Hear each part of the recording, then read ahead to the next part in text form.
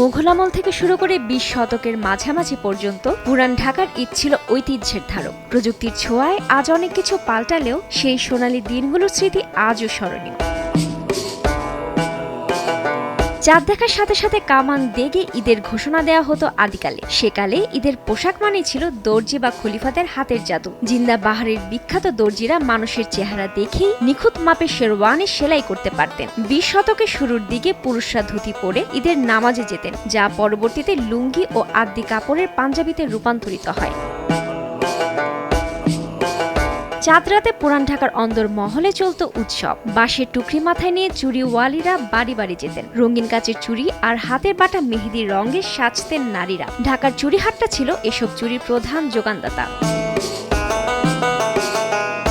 ঈদের নামাজের অপরিহার্য অংশ ছিল হাতে রং করা কাগজের টুপি এবং কানে আতর মাখা তুলা গুজে রাখা। দরবারি খাস, মিশকাম্বর বা গোলাপ খাসের মতো সুগন্ধিতে চারপাশ মনোরম হয়ে উঠত। আভিজাত্যের প্রতীক হিসেবে ঘরে ঘরে হাতে ঘোরানো কলের সেমাই তৈরি হতো। বিত্তশালীদের বৈঠকখানায় গোলাপ জল ছিটিয়ে অতিথিদের বরণ করা হতো এবং পরিবেশন করা হতো ২৪ পদের তোড়াবন্দি খাবার।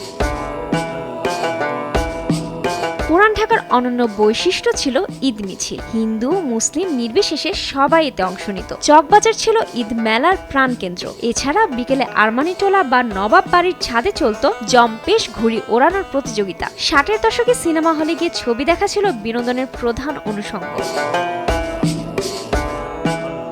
ঈদ মানে আনন্দ, কিন্তু কালের বিবর্তনে ঢাকার ঈদ আজ অনেকটা পারিবারিক ও বাণিজ্য নির্ভর হয়ে পড়েছে। তবে পঞ্চায়েত ব্যবস্থা এবং পুরনো ঢাকার কিছু গলিতে আজও সেই আদি ঢাকাইয়া সংস্কৃতির রেশ খুঁজে পাওয়া যায়।